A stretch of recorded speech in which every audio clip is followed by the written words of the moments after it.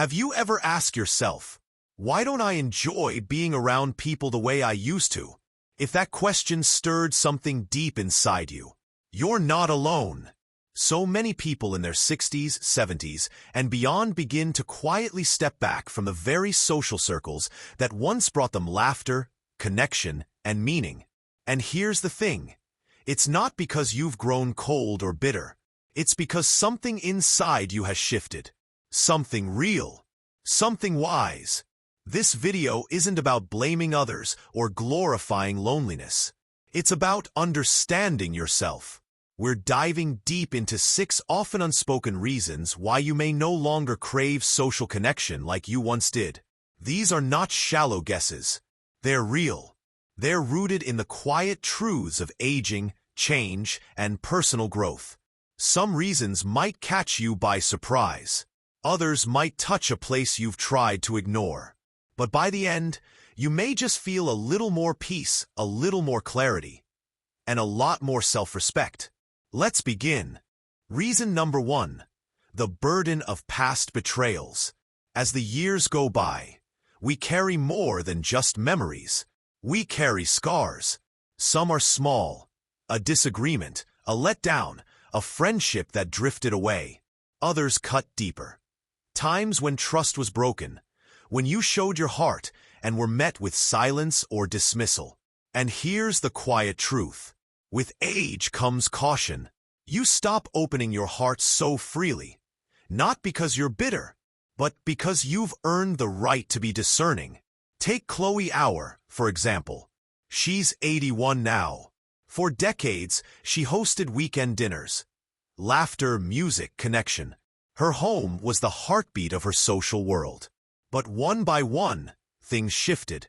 Friends disappeared. One betrayed her trust. Another stopped visiting after her husband passed. There was no dramatic ending, just a quiet erosion. And now, she chooses peace over performance, solitude over show. She hasn't stopped loving people. She's just learned to love her peace more. This kind of withdrawal isn't weakness. It's wisdom wrapped in armor. You begin to protect your time, your space, and your heart. And that is nothing to feel guilty about. Psychologists call it relational fatigue. When staying connected starts to feel like emotional labor, especially after you've given so much for so long. And now, you no longer feel the need to keep showing up just to prove you care. You still care. You just care differently. Reason number 2. The longing for peace over idle chatter. There was a time when small talk didn't bother you. You could mingle, laugh, nod along to the gossip, smile through the noise. But now, you crave silence. Not because you're lonely, but because silence feels like a gift. Henry, a 76-year-old former salesman, knows this well. Once the life of every room. Charming, outgoing, always ready with a story. These days, he politely declines invitations. Family gatherings? Only when he feels truly up for it. I'm done talking just to fill the air, he says. He doesn't seek isolation. He seeks sincerity. Real conversations. Moments that matter. And when those moments are rare, he'd rather stay home with a warm drink and a book. This isn't about avoiding people. It's about protecting your peace. When you've spent decades pouring energy into others, you begin to ask, does this fill me up or wear me down? And if it's the latter, you step away. Not out of spite, but out of strength. Reason number 3. The feeling that people just don't get you anymore. You look around. The world feels faster, louder, different. The slang is strange. The values have shifted. Even conversations feel rushed and unfamiliar. And quietly, you begin to feel unseen. Ella, a 79-year-old former schoolteacher, used to adore sharing stories with her younger relatives. How she raised 5 kids, worked full-time, volunteered on weekends. But lately, they smile, nod, and glance at their phones. The stories she tells aren't met with questions. just polite silence. And so, over time, she said less and less. Because what's the point of speaking if no one truly listens? This is not loneliness from being alone. It's the loneliness of feeling misunderstood. You begin to retreat, not because you dislike company, but because you long for connection. And when that's missing, silence becomes safer than trying to explain yourself over and over again. But let me tell you something. Your voice still matters. Your stories still carry weight. And just because someone doesn't understand you, doesn't mean you've lost value. Reason number 4. The fear of being a burden. It's one of the deepest, quietest fears that comes with aging. Not the fear of death or pain, but of being a burden. You don't want to ask for help. You don't want to interrupt someone's schedule. You don't want to be in the way. So you start saying no more often, even when you want to say yes. Herbert is 84. He used to spend every weekend with his daughter's family. But now, with limited mobility, he finds excuses not to go. They've got their own lives, he says. I don't want them rearranging it around me. His daughter never made him feel like a burden. But the fear of being one was stronger than the desire for connection. This is the tightrope many older adults walk. You want closeness, but you also want to feel wanted, not tolerated. So instead of reaching out, you retreat. Not from weakness, but from love, from dignity. Here's the truth, though. The people who truly love you don't see your needs as a burden. They see it as a chance to show love back. But even knowing that, the fear still lingers. And sometimes, that fear becomes the reason you step away, even when your heart aches for connection. If you're still watching and relating to this point, comment number 4 below to let me know you're here. And if you haven't already, consider subscribing and turning on the bell.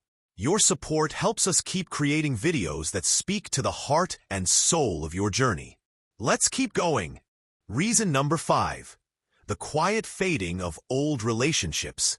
Some friendships end with big arguments. But most? They just fade.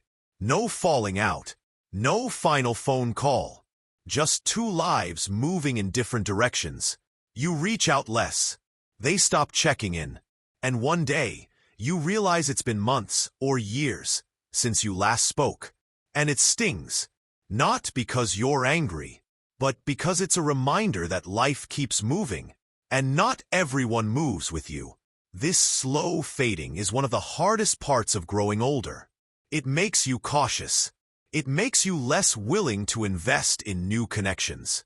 You start to wonder, what's the point if people just disappear anyway? So you stay in your comfort zone. Fewer people, fewer disappointments. And though it may look like isolation from the outside, it often feels like safety from the inside. But here's something to remember.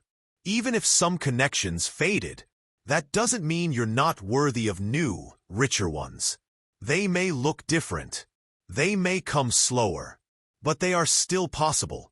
And now, they'll be built on something stronger than convenience. They'll be built on truth. Let's wrap up with this. If you've pulled away from people lately, if you felt that quiet shift in your soul, you're not broken. You've just changed. You've grown. You've learned. And that kind of wisdom, it deserves respect, even from yourself. So the next time you choose silence over small talk, or solitude over noise, don't apologize. You're not shutting down. You're waking up to what truly matters. Reason number 6. You've finally found comfort in your own company. This one might be the most powerful of all, because after years, maybe even decades, of putting others first, of trying to belong, of stretching yourself to fit into conversations, groups, expectations, you've finally come home. Not to a place, but to yourself. You no longer feel the need to entertain, impress, or explain. You enjoy your own rhythm, your own space. The quiet becomes a companion, not a threat. Take Miriam, For instance, she's 73 and lives alone. Not because she has to, but because she chooses to. She spends her mornings gardening, afternoons painting, and evenings watching old films she loves. Her neighbors often ask, "Don't you get lonely?" And she just smiles. "Not really," she says. "I've spent enough of my life surrounded by noise. I've earned my quiet." See, solitude isn't always sadness. Sometimes it's freedom. Sometimes it's the reward for a life lived full of effort and self-sacrifice. And now, you finally get to live for you. You don't need permission to enjoy your own company. You don't need a crowd to feel complete. And you certainly don't need to explain your choices to anyone who doesn't understand. This is the season of self-respect, of self-protection, of peace. And if that means fewer people, fewer gatherings, fewer forced conversations, so be it. You've earned the right to choose. And that choice is enough. So if you've been wondering why you feel different around people lately, why your patience is thinner, your energy is lower, and your desire to socialize has faded, let this be your reminder. You are not broken. You are not antisocial. You are becoming. You are shedding old expectations. You are honoring your boundaries. You are listening to the quiet voice inside that says, "This is who I am now." And that voice? That's your wisdom speaking. So don't silence it. Let it guide you. Let it protect you. And most of all, let it liberate you. Because after everything you've lived through, you deserve to feel seen, heard, respected, even, especially, by yourself. If this video spoke to your heart, I invite you to share it with someone who might need to hear it too. And if you haven't subscribed yet, please do. Here on Elderly Wisdom Insights, we speak your truth, even when the world forgets to listen. Thank you for being here. Until next time, take care of your peace, and never apologize for growing wiser.